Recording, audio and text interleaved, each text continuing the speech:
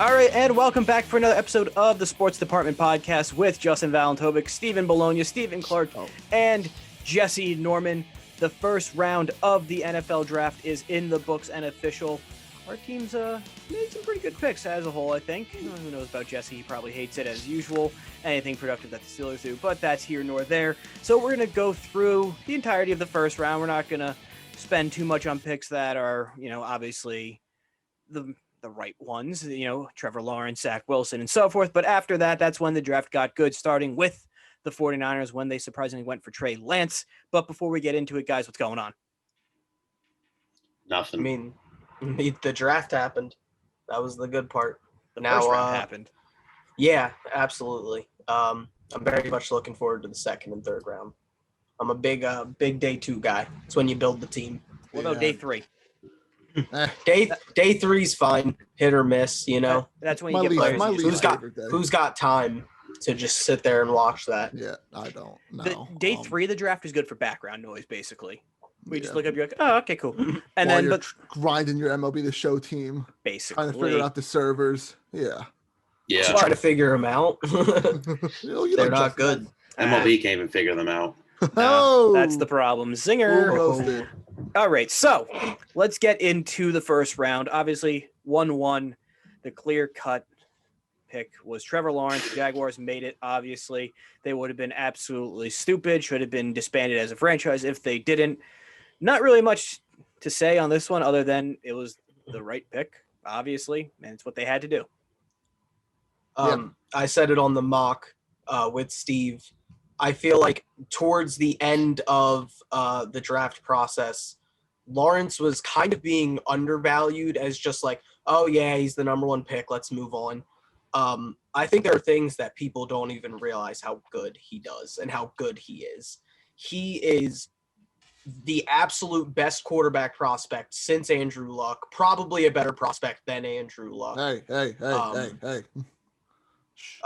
Luck did not have Lawrence's athleticism, not even the same close. amount of O-line quality, though. Let's hope Lawrence has a longer career than Luck. Oh, yeah, didn't Luck retire early as Lawrence, something like that. But no, I think every year we hear, oh, this guy's a generational talent. No, Lawrence is a generational talent. He's that quarterback that comes out once every 10 or so years. Yep. But that's really nothing else to say. Just the pick they had to make.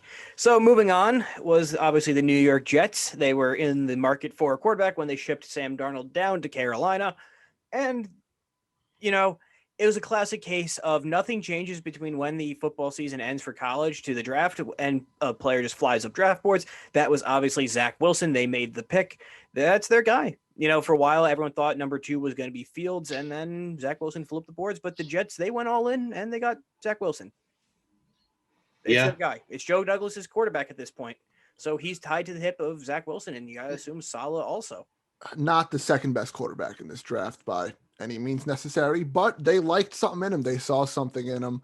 I don't see it, so I think it's just another come-and-go Jet quarterback. But, hey, if they can figure him out and make him work in the system, good for them. I don't see him as the guy, though. I'll leave it at that. I wish he is the guy. I hope he's the guy.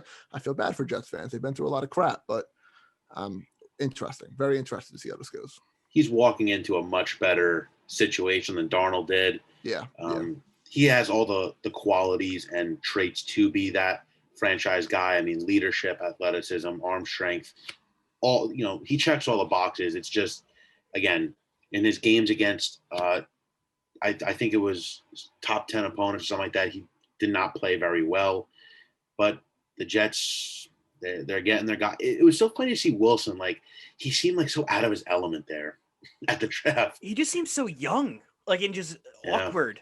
He looks 12, but I think Kuiper put it the best. This is a horizontal move more than a vertical move. I value Darnold as a better prospect over Zach Wilson when he came out.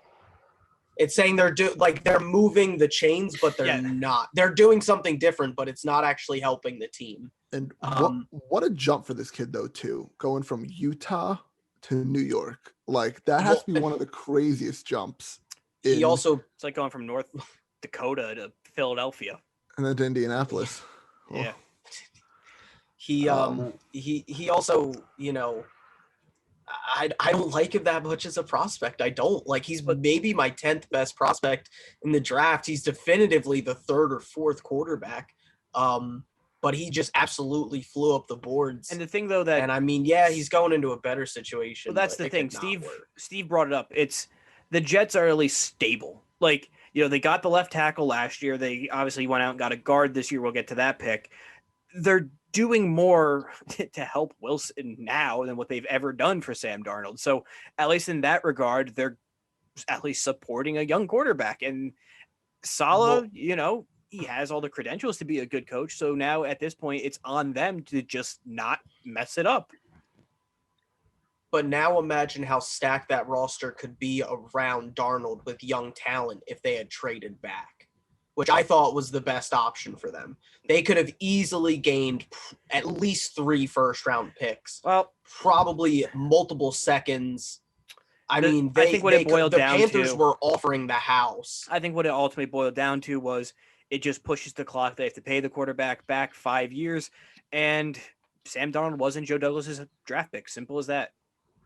But on the flip side of things, pick number 3 is where the draft really got good and where it basically started at that point. Originally owned by the Dolphins by way of the Texans, the San Francisco 49ers moved up to, at this point, you don't move up to number 3 from wherever they were in the teens to get anything but a quarterback. And for a while, everyone thought it was going to be Mac Jones just because they are built and ready to go for a Super Bowl run with Jimmy G because, he's been hurt. And they make the surprise pick and go for a little more of a project in Trey Lance. And now I don't know if he'll start right out of the gate. Maybe they're going to run it back with Jimmy G one more time. He could very well get injured, and then that ends his run in San Francisco. But his contract is very cuttable after this year as well. So time is a ticking for Jimmy G. If not this year, definitely next year he will be gone entirely. And it's Trey Lance's team then. Yeah, and I think they did a really good job kind of hiding their tracks because, really the past weeks it's been, Mac Jones is going 3, guaranteed kind of thing. And now it's, it was Lance on draft night. I think they got the pick right. Jones is going to thrive where he got drafted, which we'll get to. But, Lance is, me and Jesse talked about it. He's the home run prospect. He's the guy you trade up for and has the highest ceiling. We're talking elite arm strength, elite athleticism. Didn't throw a single interception. I think his last full season. So, if you're the Niners, you got to get a guy that has the creativity like Kyle Shanahan, a guy that is able to do a lot of things. And I don't think Mac Jones was that guy. And like I said, they did a good job hiding it, but they did something a lot of teams are kind of scared to do nowadays and take a risk and go up and get their guy. Yeah, what I like most about this pick is how different he is from Jimmy G in a way, because Jimmy G is just a guy you throw into a system and he learns the system that way. I feel like Trey Lance, you're going to build like the system around him. It's a new breed. It's very different from Jimmy G. I do think Justin brought up a good point about Jimmy G starting or not. I think Jimmy G does start the season off because they want to keep his confidence there, and they're just trying to build the future because they don't know what's going to happen with Jimmy G. But I do think eventually Trey Lance does take over. And I like you said too, Steve, I think it was a good pick to take from trading up. Big fan of this pick. This was the right move by the Niners. Lance's ceiling is absurd. It's like Lamar Jackson running with like MVP level Wentz's arm. Like it's there. Everything is there. And if there's a guy that can coach him up, it's going to be Shanahan. I was a little surprised. They did smoke screen. They got me. I really thought it was going to be Mac Jones, and I thought it was going to be a mistake. Good for them. As far as, what happens to start the season, I imagine Jimmy G starts. He probably, I'd bet money, gets hurt before week 8. I had to pick a week 6 maybe, and he'll probably get hurt. And you have to assume it's going to be like a Kaepernick, Alex Smith situation where that's exactly any type of injury he has that he misses a week.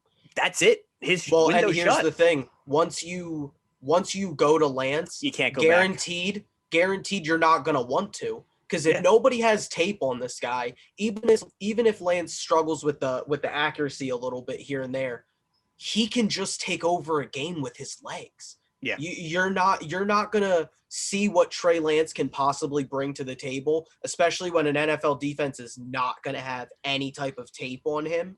And he is going to take that offense to another level, and there is no way they'd go back to Jimmy G.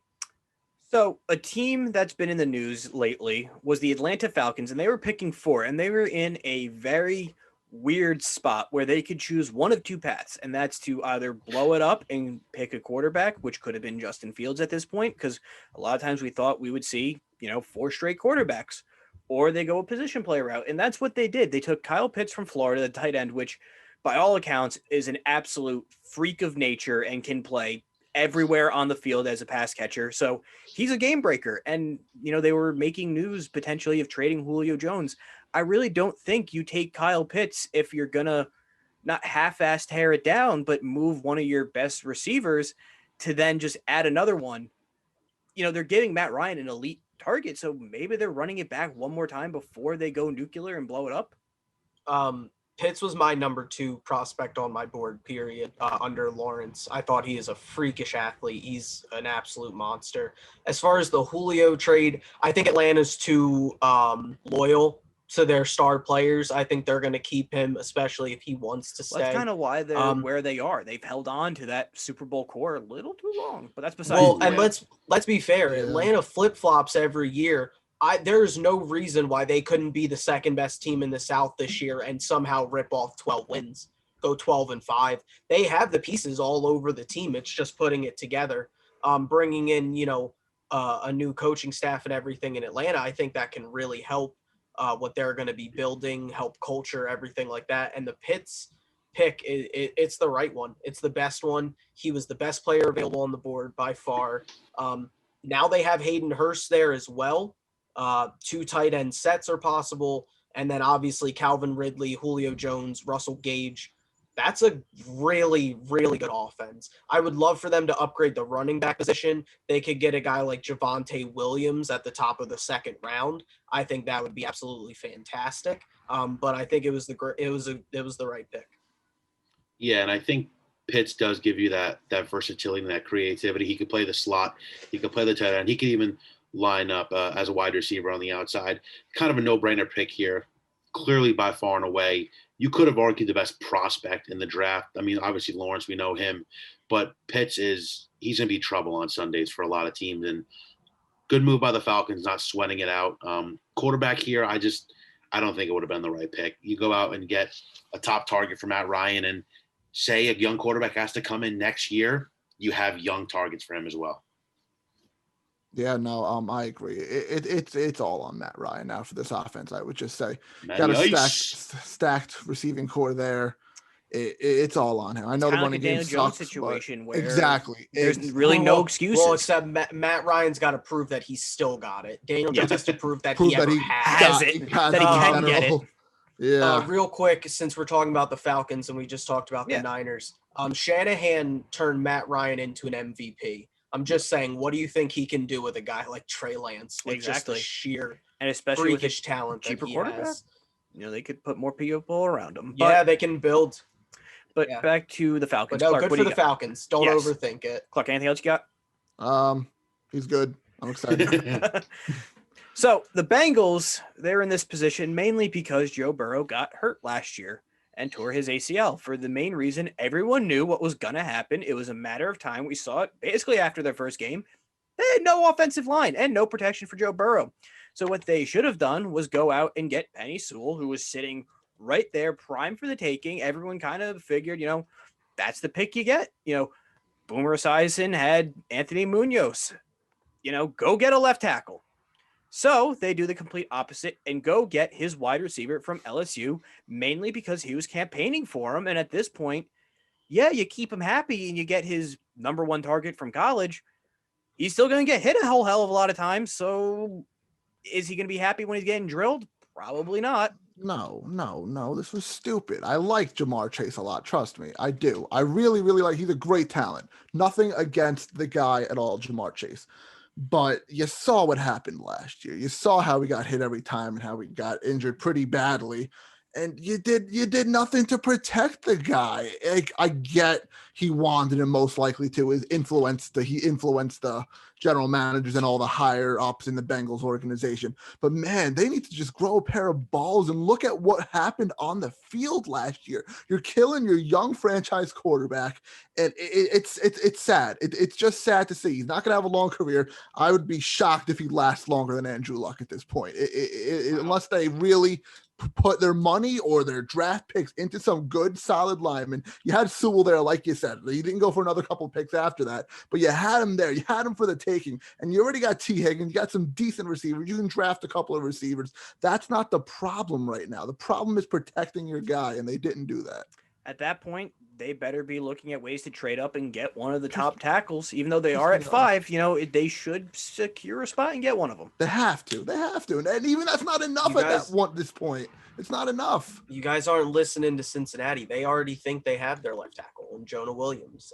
He sucks. Now whether he doesn't play. Well, that's the problem. Joe Burrow won't be playing either. He sucks.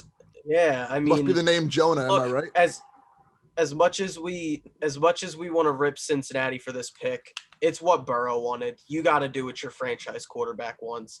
He wanted Jamar Chase. To be fair, they did need a third receiver. They run more 3 receiver sets than literally anybody in the league, even more than Los Angeles, the Rams. So they needed a third receiver. Jamar Chase was the best receiver on the board. I do think they should have gone tackle. If you go tackle, you bounce Jonah Williams into guard. He can very easily become a Pro Bowl left guard if he can stay healthy. They already got Riley Reif for right tackle. He'll be fine for a year.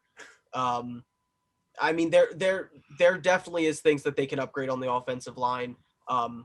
They're really, really betting on Jonah Williams being able to stay healthy, even though he missed his entire rookie year and ended up on IR again last year, only playing in 10 games so far in his first 2 years. I mean, they got to see something from him in practice, I guess. Like it's got to be that they really think this guy is a starting caliber left tackle, that they passed on an absolute freak of nature in Penei Sewell. He is a monster, and we'll get to him later, with the pick. But passing on him, it might really come back to hurt him, even if it is what Burrow wanted. Yeah, I agree with all of you. I think Jamar Chase, look, like you said, Clark, amazing player, fantastic talent, not the biggest need if you're the Bengals. Luckily for Cincinnati, there are a lot of top tackles still left early in the second round when they'll be picking. So maybe Sewell wasn't that high on their board, saw something they didn't like, and they're higher on a guy like Sam Cosmi or Walker Little, Tevin Jenkins, maybe if he's even still there. There's still an opportunity to get that tackle. And like you said, Jesse, I think Williams would be better as a guard. Coming out of Alabama, tears his ACL right away. So it's certainly off to a bad start. But Burrow gets his guy. I think the mistake they made overall was just hiring Zach Taylor as a coach.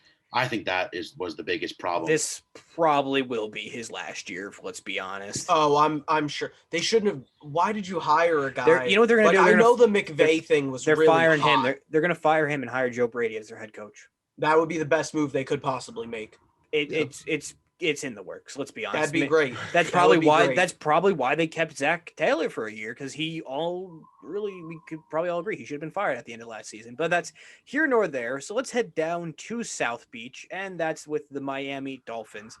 They could have gone a few different ways, but they chose to go wide receiver route and go Jalen Waddle, and we see another college duo reunite. One of the billion wide receivers produced now by Alabama to play with Tua Tagovailoa. And, he gets his number 1 target to pair with Devontae Parker. Yeah, I'm not upset about this. I kind of like it. It was a need. You got to give Tua number 1. Like you said, Devontae Parker, not a number 1 if you ask me. But you got Jalen Waddle now. I like the pick here. I really do. You have the chemistry there already. I guess you could have won other needs too. Sewell might be, like we said earlier, a couple of generational talents. He's a big hoss. I really liked him there, but you got to protect Tua somehow. But Tua is a lefty too, so you got to take that into consideration. But I like this pick. I do. I'm going to stick with that. I like it. Yeah, I agree. Yeah. I thought it was a good pick. Waddle was my second receiver personally as well. I liked him over Devontae Smith. Not to take anything away from Smith, who I think is also a great player. But Smith basically just benefited from Waddle being out. If Waddle doesn't get hurt, he is the Heisman. If in that scenario, that production, the sheer numbers that they put up in Alabama with Devontae Smith, it would have definitely been Waddle. I'm sure everybody's heard the stat, but out of his 17 touchdowns, the average yardage on them was over 44 yards per. He is the closest thing to Tyreek Hill we've seen. He is explosive. He actually can run routes as well. He's not just, I'm going to run really fast and I'm going to run really deep like John Ross. He is polished. He is a really good route runner and a really good fit in Miami. Yeah, and he comes from the greatest college football coach in history. I think this was a home run pick. They could have went Sewell. I think that would have been a really good fit there as well. But you get to his guy, and I thought it was funny. I mean, Jalen Waddle just walked away from his family, which he just gave him the ice. Full shoulder. It was funny. It was funny, but he's back with Tua, and this is another guy that Tua's got to prove it. He's got two really good weapons now. Look for them to grab a running back here on day 2, but I love the pick personally. I think it's interesting how many young quarterbacks we have already pretty much in this is it years. I think this is, Like off the top of my head, if they're starting, right, Drew Lock definitively, Daniel Jones, Tua. Sam Darnold again. Oh, Darnold for sure. Even Jimmy, if he's starting, obviously. Jared Goff. Throw Carson in there. Goff, Jameis, there are so many guys who everybody sort of has their quarterback as of right now, but then they Denver, don't at the same time. But then they also don't. There's easily 8 or 9 situations that over this year it's just because could open up. It's just because we've seen the stigma of sitting with a quarterback 5 years, letting him develop, go through the growing pains. The clock is accelerated, and it's really only 2 to 3 years, if that. And if you're Josh Rosen, a year. So I think that's also changed due to now more than ever, especially based off the Seahawks. It's also coach expectancy too. Yeah, well, and look at the Seahawks. What was supposed to be that dynasty. They helped build that because Russell Wilson was on such a cheap deal. And that's why the Cardinals are going for it so hard right now, because Kyler Murray's on that cheap deal. Well, that's why the Niners got Lance, really. Exactly. Well, yeah, this is going to extend their window, because when you have that guy on the cheap contract, you can go out and get an extra number 2 receiver, go out and get an extra edge rusher. You have that extra money to spend more so than ever. That's when the Super Bowl window is. So a team who's not even close to having a Super Bowl window and who needs a lot of picks, and whatever they made a pick here, quite frankly, would have said, okay, that's good, but they still need X, Y, Z, and everything else in between. And that is the Detroit Lions, and they took Penei Sewell. They traded for Goff. Something that they've never really had with Stafford other than Taylor Decker was, offensive line. So there you go. No, I love this pick. Because I try to get away from the mic. I'm not even close. The Lions had pretty much nothing good last year except for their offensive line. Everybody was like, you got to take a receiver. You got to take a receiver. They didn't like any of the receivers at the top. You absolutely grab Penei Sewell. You make your line even better. Even when they were probably already a top 15 line, this can push them into top 10. Look, Jared Goff's not very good. I think we're going to learn that pretty quickly. And I think they're going to move on from him, and that's fine. They're in that period of time where they're like, yeah, let's screw it. See what happens. Run a year with Jared Goff. Sure, he's probably going to be bad and we'll end up with the number 1 pick. But now when that new quarterback steps in, or even if Goff proves us wrong, they're going to have a really good offensive line, which it's really nice for young quarterbacks to have a lot of weapons, but it's really, really nice to have an offensive line and run game. And that's where the Lions are starting. DeAndre Swift is there, obviously. And now you add a generational left tackle. You still have Frank Ragnow. You have multiple players on the front line that played good last year. And also Hawkinson is a great young tight end, probably the best young tight end in the NFL right now. So they have some pieces here and there. The defense is a wash. I mean, it's non-existent. the rest of the draft honestly should probably be one like a receiver and then just grab defensive players. Yeah, listen, like I already said enough about Sewell earlier, but you lock down a left tackle for 5 years now, and no matter who you have at quarterback, it doesn't matter if it's Goff, doesn't matter if it's a rookie in the next couple of years or whoever, or if they make a trade or whatever, you got a lock down blindside guy for the most part. So fantastic pick. Steve, what do you got on Sewell? I do question if he's going to play left tackle for them. Taylor Decker is a top tier left tackle. And I think they paid him, so he's probably going to right then for some time. He's been practicing right. Teams told him to be prepared to play right, so he has been preparing to play right as well. But even then, in theory, they think they have their center and their bookend tackles for the next 5 to 10 years. At that point, you can just plug and play guards. Yeah. So they're slowly getting their offense respectable. You know, another thing about Sewell too that I think is so impressive. Any tape you see on that guy is when he was 19 years old. Hey, he took the past year off because he opted out. He won like best tackle in the country as a 19-year-old. The raw physical talent that is there is just absurd. Yep. So we saw the first defensive player go off the board with the Carolina Panthers, and that was J.C. Horn. They needed a cornerback. They've needed a cornerback desperately since letting Norman walk. So they get their guy. You know, it was basically either Horn or Surtain for 1A to 1B for top cornerbacks, and they decided to go with Joe Horn's kid. I don't love the pick, honestly. I don't. This is the first pick Jesse doesn't like. I thought you could have traded down and gotten him at like 12. I like J.C. Horn was probably, the second or third best corner. I think Surtain was much better. I also don't necessarily love the scheme fit.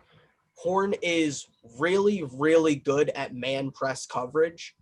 NFL is primarily a zone coverage based, pretty much everywhere. Yeah, Steve, you said it. That's it. He's really good at press man, but is a press man corner in a really deep corner class, by the way, really deep corner class. Is that worth the 8th overall pick when Justin Fields was there, Micah Parsons was there, Rashawn Slater was there? I would have thought they would have gone with Parsons, mainly because they just need to find someone to fill the hole with the retirement of Luke Kuechly a few years ago. Well, also Slater, I mean, their line was a mess besides bad. Bad, very center. bad. You gotta wonder if Sewell was here for them, if they would have taken that to protect Darnold and QB Probably. next at that point.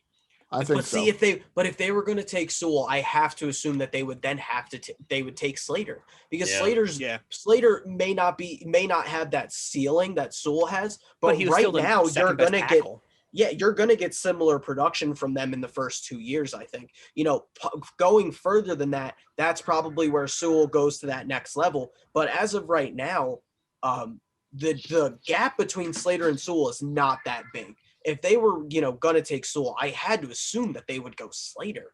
Horn came from out of nowhere. Yeah. Yeah. You said it. My thing is they did take Greg Little out of Ole Miss in the second round last year to play left tackle for them.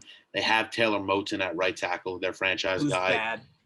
But they did tag him. So they must have confidence.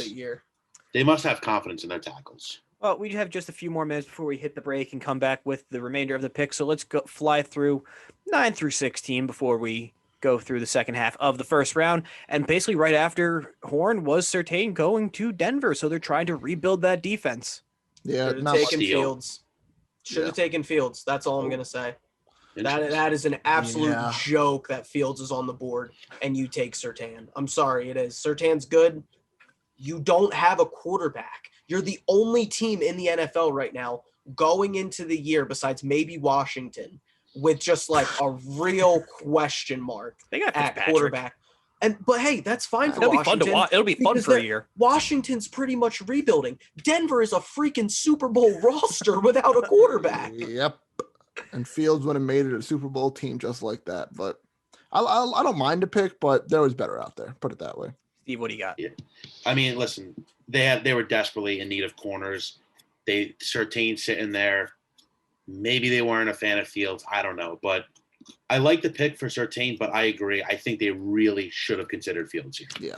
So we saw the first trade of the draft on draft night with the Eagles moving up with the Dallas Cowboys, swapping first and only giving an additional third for a division only rival. 2 picks. But still, you would have thought, Jerry Jones could have gotten a little bit more, and they go and get their receiver, Devontae Smith, mainly because they've been clowned and a joke, and terrible because they're having no good receivers. So they go and get the Heisman Trophy winner. Phenomenal job. Plain and simple, just phenomenal job. The trade was perfect.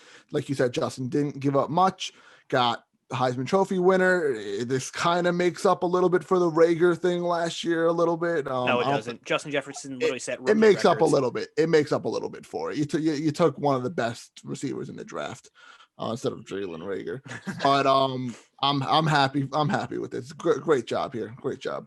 Good job and by you steal Dallas. from the Giants. Yeah, stole him right from the Giants. They knew. But then it's also then the Cowboys have to now deal with it. So it's like, would you rather him be on the Eagles or be on the Giants? Yeah. The Eagles are going to be rebuilding for at least another year. And it's Giants funny how all the players in the NFC East were all kind of hovering around the same players.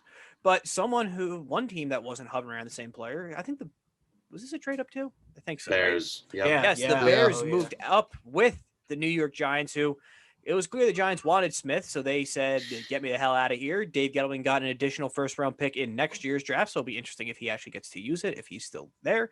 But the Bears go and get their quarterback, Justin Fields.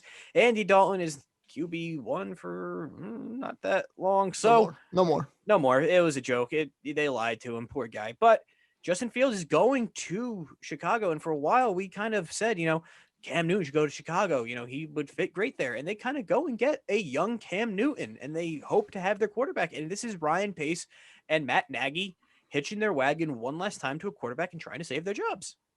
Finally, maybe got the right one. Yeah. Yeah, it seems like it. Good pick. Good trade up, honestly. Great for them. Number one pick of the whole draft right here. I know Trevor Lawrence, all that, but I was expected to go first and all that garbage. But man, the fact that Fields fell this low out of the top 10 and the Bears went down, they went and got him, they traded up, and this is my pick of the whole draft, the way they did this. And phenomenal job by the Bears front office making the trade happen and all of that, and getting lucky, honestly, that he fell this far down. So luck, skill, all of it combined, my pick of the draft right here. Yeah, smart move because obviously the Trubisky is going to haunt you for a long, long time. But, Pace hopefully makes up for himself here and going to get the falling Fields, who would have been nabbed up right by the Patriots, sitting there at 15. Now, the Cowboys, who moved back to 12, they went and got Micah Parsons, who was also targeted by the Giants. And the defense of the Cowboys needed some help, mainly secondary help. And to flip the script, they go and get a linebacker. Nah, they needed help all over. This is a good pick for them. Yeah. I think this is the guy who they were going to get anyway, sitting there at 10. So good for them. They traded back. They got an extra third rounder. Still got their guy. My highest rated defensive player in the draft. You can put him at inside. You can put him as an edge rusher. He can go all over the place. He's got off the field concerns. He'll fit right in Dallas. They love off field concerns. Oh yeah, I think Parsons is a steal here to fall there. Sorry if you hear my dog barking in the background. I'm used to that one by now. Yeah. My mom just walked in, but I mean the fact that he fell here, and there's been reports that they were not the biggest fan of not the biggest fan I should say, but maybe moving on from Jalen Smith in the near future. Sean Lee retired. Van Der Esch has not really performed well since that rookie year. Injury You go out prone. and get the best defensive player on the board. So the Chargers at 13, they take a page out of what the Bengals should have done and went and got an offensive tackle to protect their young quarterback. And they got Rashawn Slater out of Northwestern. So good move by them. Incredible. They stayed where they were. Yeah. They stayed where they were. They got the second best offensive lineman on the board. I saw a lot that they were going to get Darrisaw. I had them going Darrisaw. They got better. He was just sitting there for them. Great move. It all started with the Sewell thing, how late he went, and it kind of was like a chain reaction there. Yeah. Great. Again, fine. That's awesome. Protect Herbert. Great pick. Yep. They needed it. So at 14 was originally the Minnesota Vikings. They moved out and swapped with the Jets. They moved up and got Elijah Vera Tucker. He can kind of play tackle, play guard. beefing up the offensive line for Zach Wilson. So they're helping him out and getting him some protection. I honestly would have loved if they he'll probably play guard for them. I would have loved, honestly, if they went up and got Darisaw, flipped him to right, and then you had 2 bookends. But a lot of people were really high on Vera Tucker. You know, they really liked what they seen out of him. So good for the Jets. They traded up. They didn't go with a flashy, getting the 4th receiver on the board, because the 4th receiver wasn't even close to what, the top 3 were. So they went up. They got their guy on the offensive line. Good for them. Yeah, I agree. And Vera Tucker has the flexibility to play both guard and tackle, which is going to be huge for the Jets, because the entire from center, right guard, right tackle, just nothing but question marks. Yeah. So the inevitable happened. The evil empire of the New England Patriots, they got their quarterback, didn't have to do a damn thing about it. It fell right into their lap. Quarterback, Alabama, Mac Jones, the pick everyone knew was going to happen. It happened. From Saban to Belichick.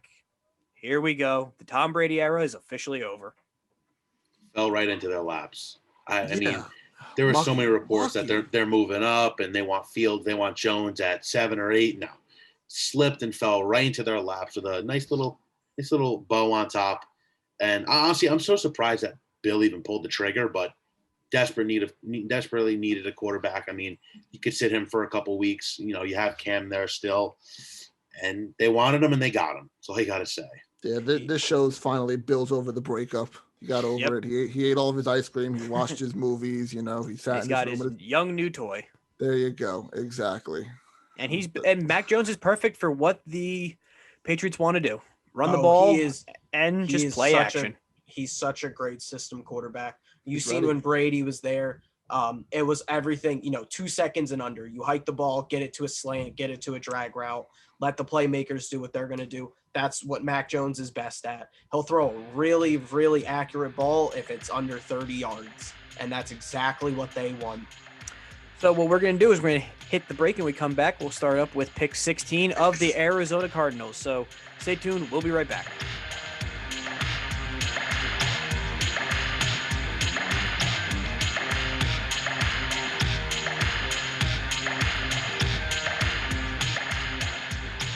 All right, and we're back for the remainder of the first round, starting with pick 16, going to the Arizona Cardinals, and they got linebacker Zaven Collins, basically to kind of fill the role of Hassan Reddick, who they just let walk.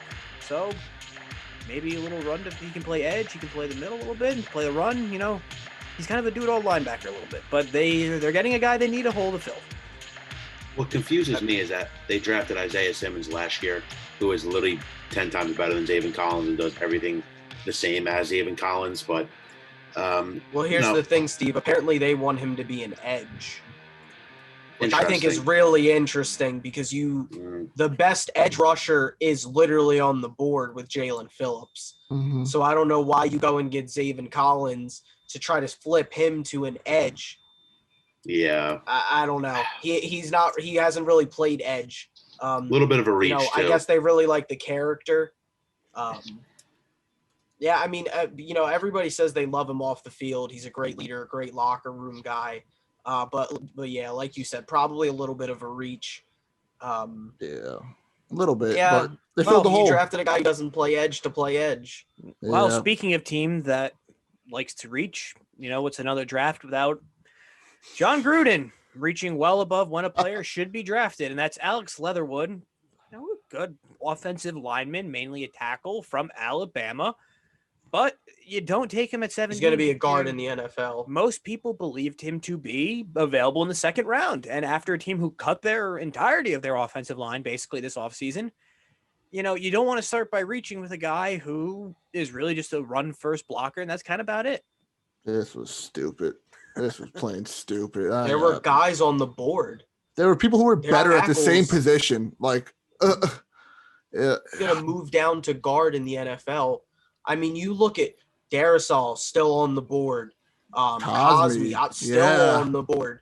Tevin Jenkins. I mean, you have guys all over the place that are better at that position. I don't get it. I really don't get it. We do this is every also year, a guy though, who's like shredded. They do. He shredded his knees. Yeah. Not a fan. Just not a fan. Yeah, of the pick. There was better. They could have done better. I think Darrisaw would have been the better pick here, if not anything else. They need a lot. I don't know. Again, like you said, Justin, it's not a classic Raiders draft where they don't reach on some second or third rounder in the first round.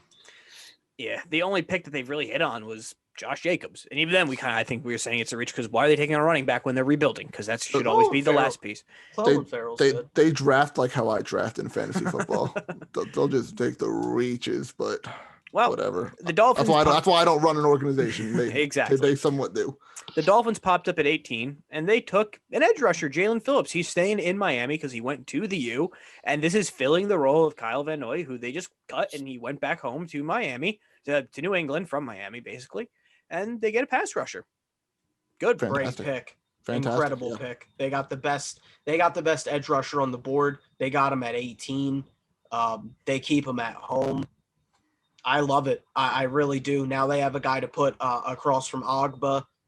I'll say it again, the best pass rusher in the class, period. Yeah, I agree. I defense, personally wanted him, and we couldn't get to him in time, obviously.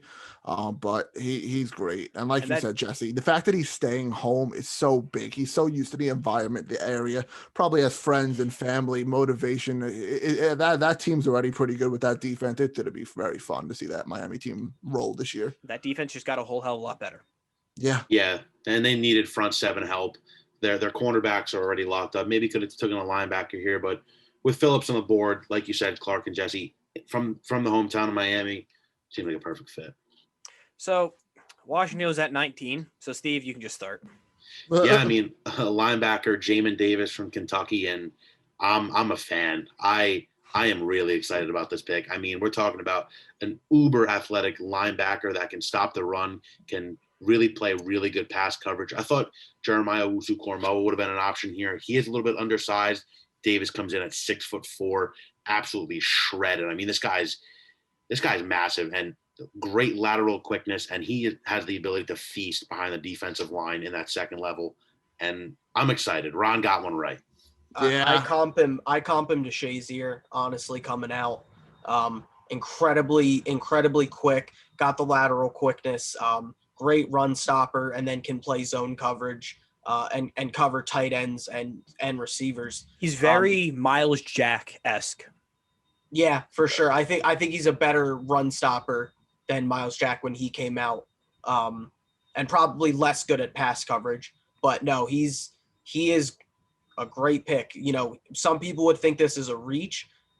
Following the pre-draft process, teams really liked him, and some people definitely getting pushed up. And some people have comped his tackling ability and just being around the ball to Darius Leonard. So if that's the case, this front seven could very well be one of the best, if not the best, in the NFL. Probably in a year or two. Probably the best.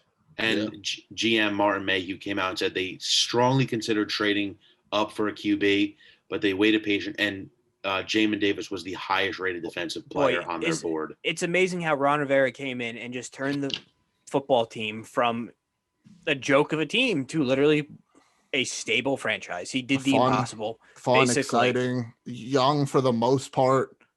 It's fun. It's fun. And he did it all while battling cancer. Yeah. Yeah. So let's talk about the New York Football Giants. They moved all the way back from 11 to 20. And they could have taken an offensive tackle, an edge rusher, two glaring needs they've needed for how many years? 5, basically, at this point. And they go out retired. They go out and get Kadarius Toney from Florida, a little gadget guy, basically a slot receiver. So now they have 4 receivers and plenty of weapons for Daniel Jones, which is great. But the main issue with Daniel Jones is he can't hold on to the football. And one way to prevent that is by getting offensive line help, because they have Andrew Thomas, and that's about it. And Shane Lemieux, who's okay. He showed some flashes, but you really should have gotten another tackle and secure your line. They will address that in the second round. Yeah, and with moving back, obviously they get the additional pick next year, so it gives them some flexibility with how Jones plays this year. That's another story for another day. But basically, some people are comping this guy to a Devin Hester type, where it's just get him the ball and he'll do the rest. Yeah, they really wanted Devontae Smith. I think we can all look at that. Tony is probably the closest thing to Smith in the draft.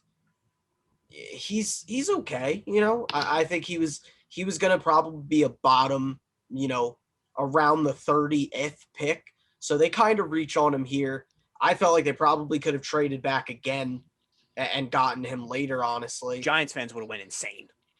If they would have traded back again, I think it would have only helped them because I can't even say that because Darrisaw was there. And I know it really sounds like I'm really in on Darrisaw, but like at 20, that is incredible value to a guy that was supposed to go top 14. Or even, we'll get to Kwity Paye with the next pick because he obviously went to the Colts, but that's another pass rusher they could have had. They lost out on Chase Young last year, and it's haunting them. Even a guy still on the board as we go into the second round, Christian Barmore. Put him and Leonard Williams together inside, and you literally can't do anything. Can't run up the middle. Front. No. Dexter Lawrence on there too. You would literally be forced to pass. I think there was better things to address. I don't love the Tony pick. Nothing against him. I think he's fine. I think he'll be good. But they have 4 receivers now. They have 4 receivers, and there were better receivers out there too. Yeah, and 3 of them are kind of similar. Tony's really, a gadget player, but him, Shepard, and Slayton should all be slot receivers. Yeah, and they got John Ross. And John Ross. So okay, you have 3 slot receivers. You have Kenny Golladay, who's an actual go up and get it, but then you also have John Ross, who's just a deep threat. Basically 4 out of those 5 guys kind of have the same thing. This pick was very Philip Dorsett-esque for the Colts, where it's like, they didn't need that one. Could have gotten a better defense player, but all right. So one sec, Justin. We take a look at their D-line. Dexter Lawrence, Danny Shelton, Leonard Williams, all nose tackles. Kwity Paye was sitting there for the taking, and Gettleman blew it. And Daniel Jones has no excuses. No. Even if they didn't like Kwity, Rougeau was still there too. So they could have took Rougeau. Yeah. No. Yeah, and we mentioned his name. Kwity Paye went to the Indianapolis Colts. So when the Giants made this pick, the Colts had 2 good options to go with, either an offensive tackle in Garrison or Kwity Paye for an edge rusher. Clearly, this was the guy they wanted to go with because they obviously picked him. But, reports were coming out that this was 1-1, the main player that Chris Ballard and the Colts wanted. And obviously it seemed like they were targeting edge rushing because they didn't bring back Justin Houston. And, obviously they've floated the idea of moving Braden Smith over to left tackle or Q over to left tackle. So they obviously feel like they're confident they have options for, the position at tackle, but they need an edge rusher. And they go out and get a pretty good partner for DeForest Buckner now. Yeah, this pick is fine. He's good. He's big. He's strong. But it's a work in progress. It's a big work in progress. That's the thing. Those are like those girls that want those fix me up guys that want to change the guys into what they want and what they want a project. This is kind of what the Colts got here. It very strong, very talented, huge. Everything. He has all the he looks like a big football player, like a tough guy. He's fast. He's pretty fast as well. So if he gets the fundamentals down, he's a thick boy, baby. If he gets the fundamentals down, which we haven't seen much of, and if he learns how to do everything, he has a great guy to learn from Buckner on the line. And it also helps that the D-line coach or an assistant on the D-line staff is Robert Mathis, who's a legend out in Indianapolis. Yeah, and that guy. One of the better pass rushers in NFL history. So he has all the tools and the people around him to help him succeed. But it's a solid pick overall. Solid. I'd give absolutely. If he's a great pick, especially if he learns some pass rush moves. At Michigan, it was too much just run straight. You're better than the other guy. Run him over. You're stronger and faster than the other guy. So we'll see about that. Great measurables. So strong, so fast. I really like Darrisaw there, but for the Colts, it's okay because they're going to get guys in the second and third round, and they're going to develop them. That's where Ballard thrives. Very much becoming like the Packers, where you take a third round lineman, have them for 5 years, turn them into a good player, and then ship them out and get another one. They take second and third rounders and they make them starters, especially on the line. So they felt like they can get that later in the draft, get Kwity Paye. I like it. Yeah, and I think the fact that you get one of the top defensive players in the draft alone by 21. by staying put and getting and at 21 is awesome. Again, I look for the Colts to get an offensive lineman here in round 2. I think they trade up. That is definitely a huge need for them, especially with a kind of an injury-prone QB with Carson Wentz in the past. But again, they fill a need here and they get a steal with Kwity Paye.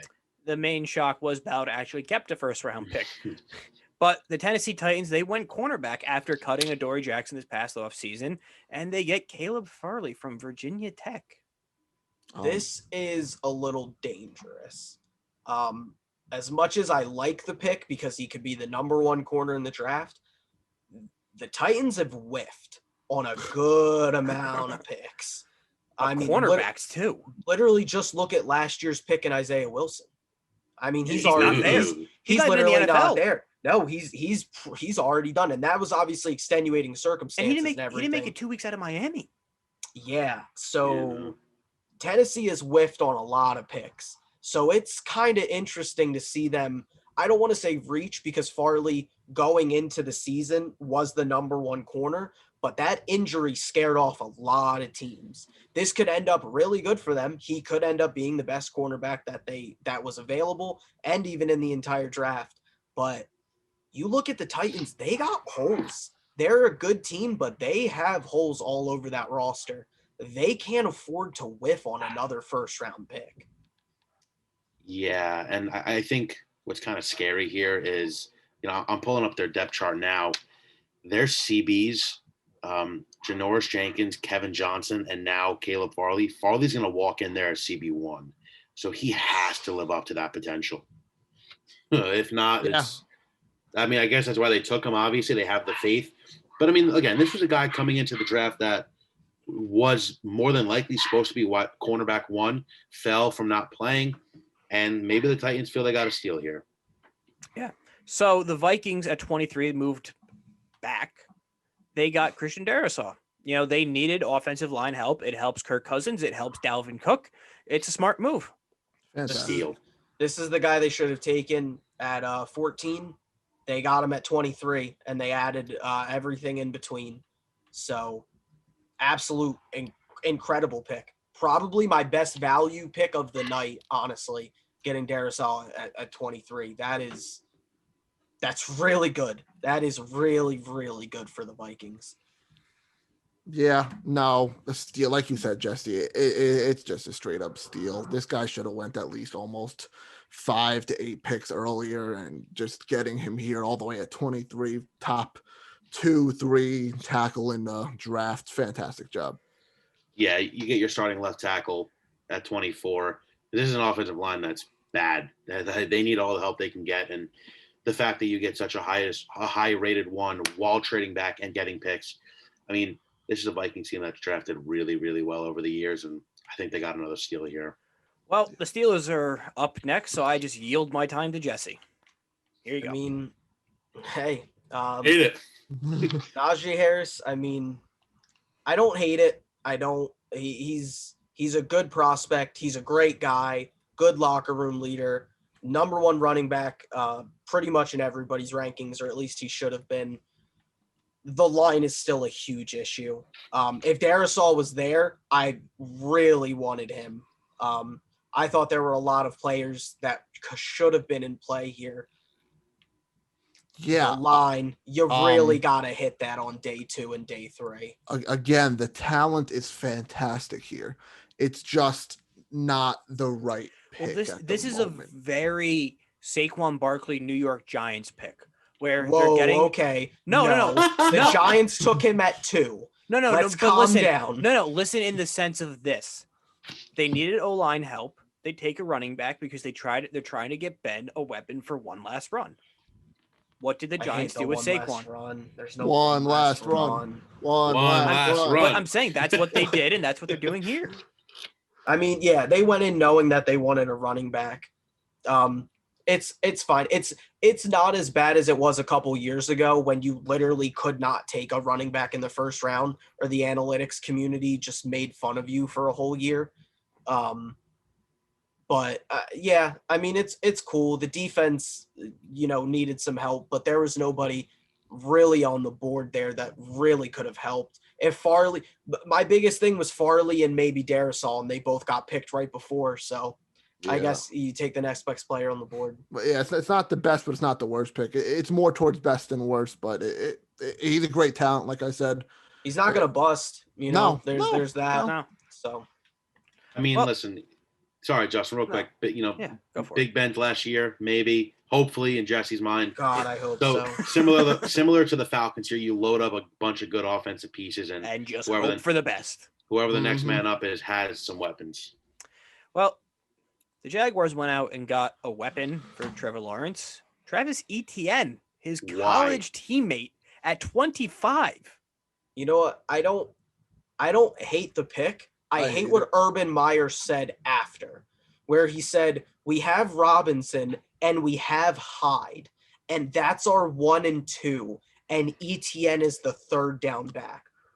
Stop. No, I don't care. I don't care that you coached Carlos Hyde at Ohio State. You do not put Carlos freaking Hyde over Travis Etienne, a guy you just drafted at number 25. Travion Mayrig was there. Multiple players that could really help that team. Azeez Ojulari is there. Christian Barmore is there. Players that you can actually help the team. And you went out and grabbed a third down running back. Steve, when did the Washington football team draft J.D. McKissick last year? Didn't even draft him. They signed him. Didn't draft him. Okay. Yeah. He was the best third down running back in the NFL last year. Yeah. You don't go up and take at number 25. Hines was a third round pick. You don't take a third down running back at the first round. You don't do it. Receivers, O-line, anything on defense. They need everything everywhere. Yeah, I feel like this was more of a Trevor Lawrence pick than it was a Jaguars pick. It gets him his boy, and I'm not a fan. This is a stupid waste of a first round pick. Stupid waste. Now, they pick here at number 33, so you got to grab Merrig or Barmore, two huge positions of need. You want to go receiver, take one. Offensive line, Tevin Jenkins is on the board. So maybe they took Etienne knowing, like, okay, maybe, like, we can still get our guy at 33. Maybe. I'm not a fan of the pick, but because I thought there was so much more needs that needed to be filled. But yeah, Lawrence gets his guy. So at 26, the Browns went out and got a cornerback, Greg Newsome II. Yeah. I feel like every other year the Browns are drafting a corner in the first round. Because they haven't hit on one. Yeah. Denzel Ward. Denzel Ward. Yeah, Denzel Ward and Joe Hayden. And those are the two that they've ever had. About a 10-year gap.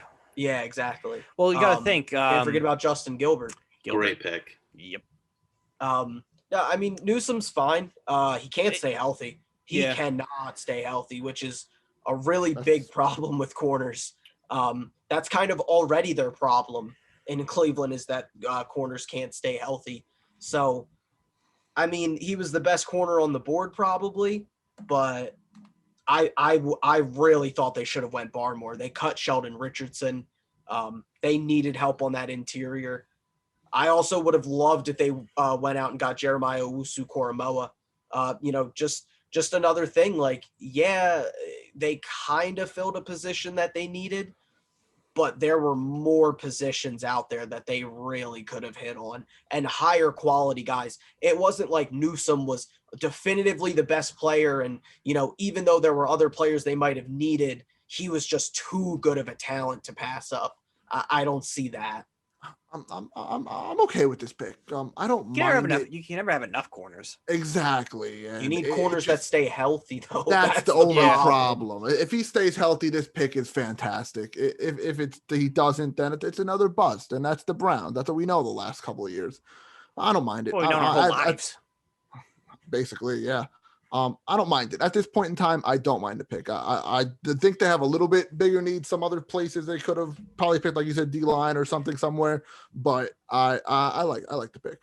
This is a young secondary. I mean, Denzel Ward, Greg Newsome. They drafted Greedy Williams last year, and you got Grant Delpit last year in the second round. Also, if everything can pan out and everyone stays healthy, I mean, Ward and Greedy Williams were out at least 8 weeks last year apiece. So they need this secondary help. So I get where they get it. I get the need here for corners. But again, like Jesse said, they take a guy that's pretty injury prone. Honestly, if they were a team that traded up and maybe got Patrick Surtain or a J.C. Horner, if they really wanted to go corner, I really think, or even jump up and grab Caleb Farley. I mean, he has the injury concerns, but at least the ceiling is so high on him. If they really felt like they were a corner away, I would have loved to see them trade up and get a real impact guy. So let's keep it in the AFC North. And the Baltimore Ravens went out and got a wide receiver, which they've needed. You know, they tried to get Juju in the offseason. He didn't. He went back to Pittsburgh. They got Rashad Bateman out of Minnesota. Good pick. Fine. Good value pick. Great pick. Yeah. He should have been the fourth receiver, honestly. I don't think there's any debate in my mind that he was the better receiver over Tony. No, not even close. He's not as tall as you think he is because he plays big. He's a little under 6'1", but he plays like he's 6'4". They needed receiver help. Thank God they got it.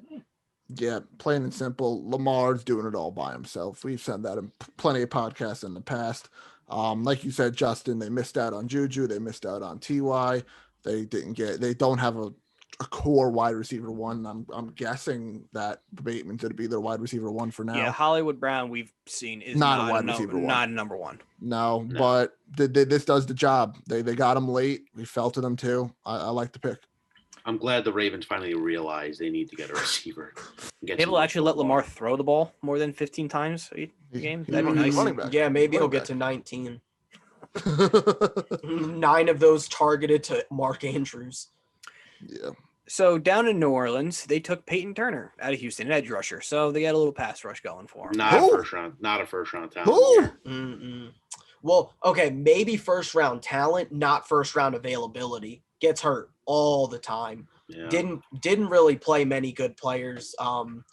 Look at the tape. He is like Kwity Paye-esque without a lot of the athleticism. He's just running guys over. Like he's literally just bigger than everybody. Not even quicker. He's just running guys over. Big. He's going to need to learn how to actually, do some pass rush moves as well. There were better players on the board as well. Yep. Jeremiah Owusu-Koramoah fits a lot of needs for them. Barmore as well. I really think Owusu-Koramoah with Demario Davis there already. That's fire. That would have been great for their defense. Definitely a reach here. I felt like he maybe could have gone, early second round, but closer to mid to late second. I really don't love the pick, especially with the injury concerns. I agree. Again, a little bit of a reach here. A guy that I wasn't even had that much information on going into the draft. Like you said, Jesse, a lot better availability with players there. Pick 28, I believe it was. Just the Saints just being the weird franchise that they are. So let's talk about a franchise doing weird things and just doing head-scratching moves. That's the Green Bay Packers, because about, 4 hours or so before draft started, came out, Aaron Rodgers wants out. He doesn't want to go back, basically, but then there's conflicting reports where he was ending up in Denver and he might end up in San Francisco, but obviously not because they took Lance, then maybe Las Vegas, but then Mark Schlereth said, all but done for him to go to Denver. But now, before we started recording this podcast, it came out and said it's either Green Bay and they fixed the relationship. Basically means get the hell rid of Jordan Love, send him somewhere else, or he's going to retire. So how do you keep Aaron Rodgers happy? You draft a cornerback, Eric Stokes. I understand Kevin King got absolutely obliterated in the NFC Championship game and toasted and burnt and all those things you don't want to see happen to a cornerback. The only other pick since Aaron Rodgers that was a skilled position on offense was Jordan Love in the first round, and they go cornerback. What in the hell are they doing? Yeah, I don't know. Like you brought up the fact that they needed a little bit help at corner. They did. Do you address that in the first round? This is just a middle finger to Rodgers at this point, I think. It's starting to feel like it. It really is. I know you did need corner help a little bit, but I don't think first round is where you address this, especially when you're on thin ice with your franchise, one of the greatest quarterbacks of all time. I don't think they're on thin ice. I think they fell through the lake at this point. Into the water. Down below. But man, if they want Rodgers to leave and retire and be the next host of Jeopardy, they're doing a damn good job at that. This could very well be them calling his bluff. Yeah, maybe the ghost of Alex Trebek got into like the GM room or something, influencing everybody. I don't know. I don't know. Look, I don't want to crap too much on the pick because I like Stokes. I think he's a good player. It's clearly not what they should have done. Elijah Moore is on the board. Elijah Moore makes Rodgers' life a lot easier. Hell, you could have even gone offensive line to at least say something to Rodgers, like, "Hey, we're trying to at least protect. We're trying to protect you in your advanced age." Yeah, something. But I mean, to go cornerback, again, I like Stokes. He honestly comps to Jair Alexander pretty well. He's a really good athlete. He's a ball hawk, but it's so on funny the day. Yeah. On the day that Rodgers puts it out. Now, this happened already. They get the furthest thing from an offensive weapon. Yes. Rodgers made sure to put it out on draft day. Rodgers put it out to people, hey, I am not happy here. That was like a calling, like, hey, take a goddamn receiver. Do something. Like, repair. You need to do something to help repair this relationship. And they said, okay. We are still taking the guy that we planned on taking no matter what. It's kind of like when Jesse tells me to do something in Madden, I go, and just do the complete opposite. And then he just does the absolute opposite. Then I wonder why he's yelling at me for throwing an interception. But that's here and we're there. And we'll cover more of the Rodgers saga in NFL offseason podcast. But, oh, boy, Green Bay. Bad pick. The hell are you doing? Receivers on the board should have went with them, but. Yeah. What can you do? And we're up to pick number 30 already, and that's the Buffalo Bills. And they've had a good defense. You know, this was the first thing they built up when they became relevant, and they go out and get Gregory Rousseau, an edge rusher. Huge, great frame. Great frame, though. I mean, 6'7", has the speed and strength to translate well to the next level. It's just he's very raw talent that they need to work with. I don't think he's an edge rusher. He is an inside. He's more closer to a D tackle than an edge at this point. Great frame. They definitely think they can, coach him up a lot. His Miami numbers are incredibly inflated with the 15 sacks. Majority of those came when he was pretty much unblocked. He's not quick enough to come off the edge in the NFL, but he'll be a great interior guy if they can coach him up. Measurables are off the charts, obviously, but he did not test great in 3-cone. He did not test great in the 40-yard dash. That's why he slipped. This was a guy that early on in the draft process, me and Steve were mocking, top 20, top 15, even at some cases, and he fell to 30. So good value pick, especially if Buffalo can develop him. Yeah, like you said, Jess, he didn't do good in the 40 and the 3-cone and all that, but that's not a football field. That's not a football game. You're not in the moment there. So I think this is a fantastic pick by Buffalo.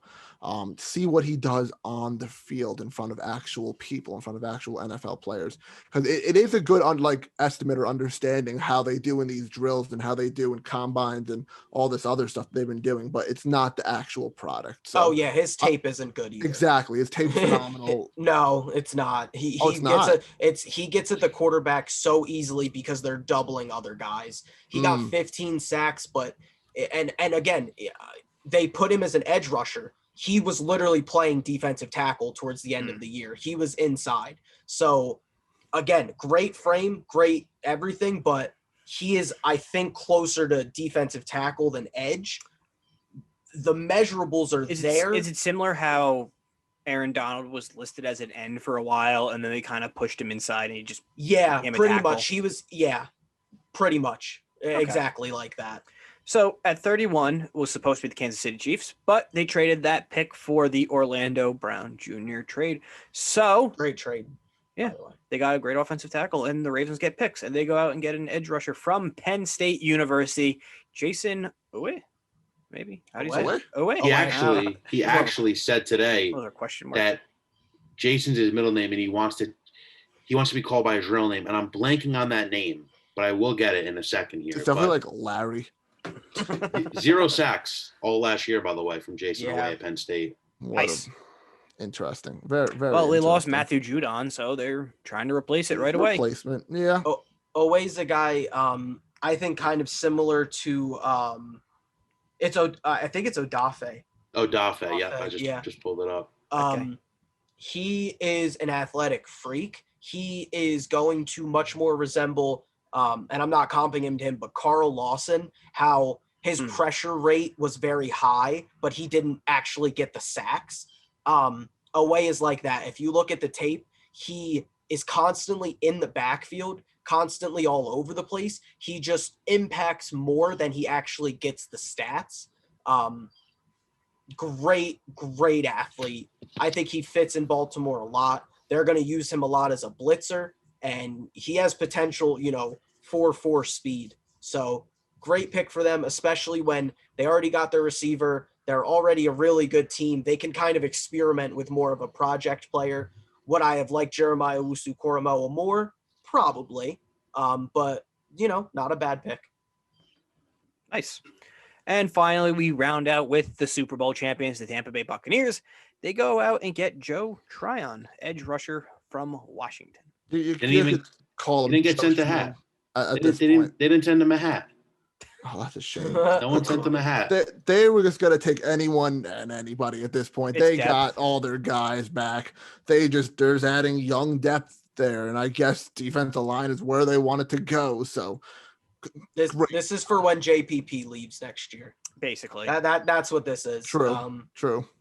He was another guy, kind of went up boards. He was in the range before the draft process around second round. He got pushed up to, around that 26 to 35 range. So good for them grabbing him. He is an actual edge rusher. Like, he plays on the edge. He can fit into that JPP role. Good pick, good athlete, has all the measurables. Tampa Bay didn't need anything here. If he was the highest on their board, you grab him. I thought they were going to mess around and take a QB just for the fun of it. I thought they were going to trade back. About it. Yeah. I really thought they were going to trade back. It's typically what we've seen where Super Bowl champs just trade back and don't even bother. But that rounds out the first round in the NFL draft. Maybe once it's all said and done, we'll come back and kind of just do an overview. Clark, not looking forward to that. So it's a lot of picks, but I'm down if you guys are down. We won't go pick by pick. We're not going to do all pick 300 plus of them. We'll go pick number 195. We'll see what we'll do. But that's round 1, round 2 through the rest of them's happening this weekend. So we'll see what happens there. So, Steve, whenever we do another podcast on whatever we do it on, where can people listen to it? You guys know the drill by now. Thank you guys for listening, first of all, to this episode of the Sports Department Podcast. Us four appreciate it. Joe appreciates it. Subscribe on YouTube, Apple Podcasts, Spotify. Follow us on Facebook, Twitter, Instagram, and TikTok at Sports Depth Pod. That's Sports DEPT Pod. We got this one that just uploaded right now. Obviously, you're listening to this or watching this. Probably a wrestling recap coming up. We skipped a week with that. baseball, basketball playoffs are starting really soon. Maybe throw in a hockey if Steve gets his buddies together for one of those. But just sports, normal sports is back. WrestleMania has been over now. So draft, football offseason stuff, like I said, basketball, baseball, hockey. Stay tuned to all that fun stuff, and we'll see you in the next episode.